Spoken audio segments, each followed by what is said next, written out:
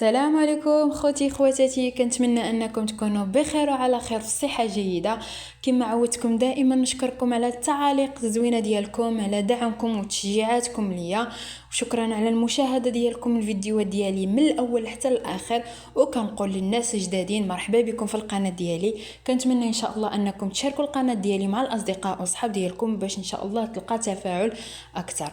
فاليوم كنقدم لكم اخوتي هاد البسبوسه ديال المندارين. بما انه موسم المندارين فنستغلوه، راح كتجي رائعه ان شاء الله تنال الاعجاب ديالكم.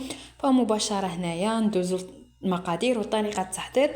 المقادير ديالنا هنايا كنحتاجوا واحد الزلافه ديال السميد رقيق، يعني سميده رقيقه، ومعاهم واحد ساشي فاني ديال سكر فاني، واحد الخماره كبيره. هاد الخماره متوفره غير في الشمال، الا ما عندكمش نتوما جيبوا جوج خمارات. عندي هنايا كاس ديال السكر، وكاس مع مرشيد الزيت، وكاس ديال الحليب، وكاس ديال عصير ديال المندارين.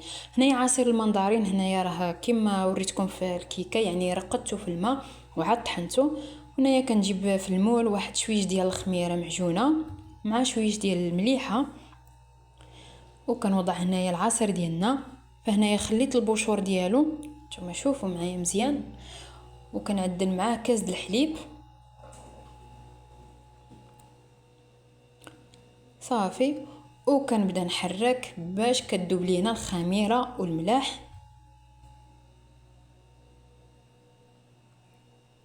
صافي هنايا مباشره كنعدل كاس د السكر، نتوما كتشوفوا.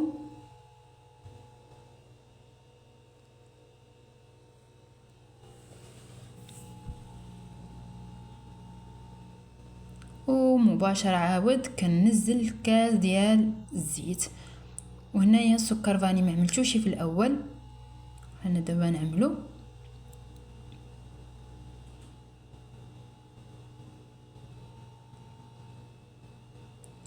وكنبدا نخلط مزيان، كنحرك يعني باش العناصر كتذوب لينا تماما.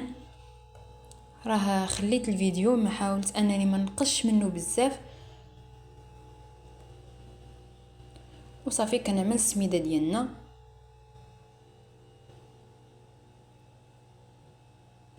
نتوما على هذا الشكل هذا، راه المكونات راها معبورين.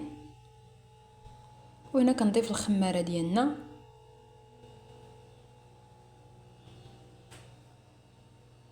وكنبدا نحرك عادي.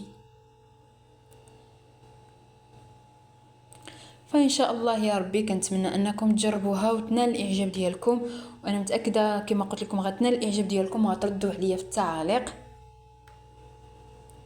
نتوما كيفاش كتجي على هذا الشكل هذا.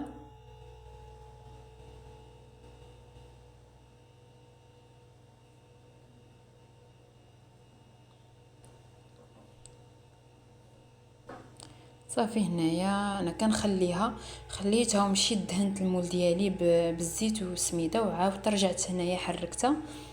هانتوما كتشوفوا معايا انا هنايا دهنته مزيان ورشيته بالسميد رقيق. ومباشره يعني عادي كنبدا نفرغ في المول، والفران اللي كيكون سخون راه كيسخن دابا. كنفرغ على هذا الشكل هذا.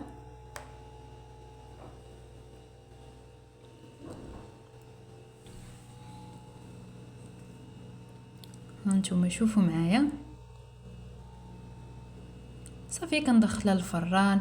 وهنايا كنجيب العصير المندارين، كنكون صفيته، كنعدل عليه نص كاس ديال السكر وساشي ديال سكر فاني، وكنبقى نحركهم مزيان باش يتجانسوا ليا العناصر. وكننزلهم فوق البوطه حتى كيطبخوا. من بعد ما طابت لي البسبوسه ديالي، هانتوما كتشوفوا معايا انا كنسقي البسبوسه ديالي بهذه الطريقه هذه. فما تخافوش لانها كتشرب.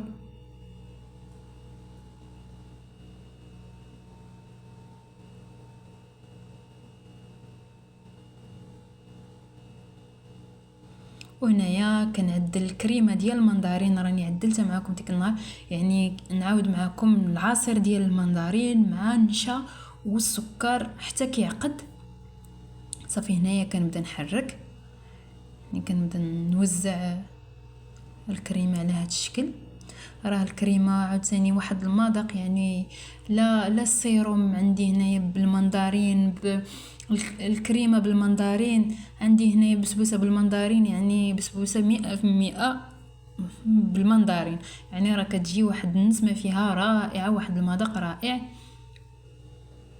وصافي هنايا في الزواق انا اكتفيت هنايا باللوز ايفيلي.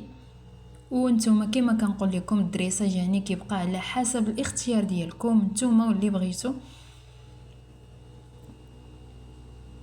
كما قلت لكم انا اكتفيت فقط باللوز ايفيلي.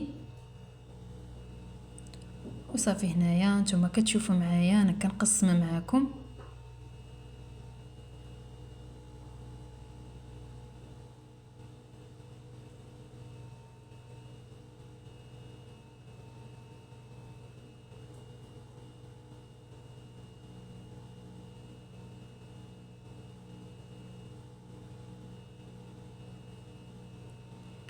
نتوما كيفاش كتجي على هذا الشكل هذا.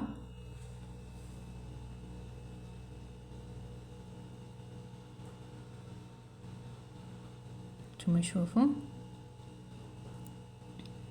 علاش كنقول لكم ما تخافوش من السيرو، يعني غير عدلوه لانه راه كتشرب. نتوما شوفوا معايا راه كتجي رائعه وزوينه، واحد المذاق هائل.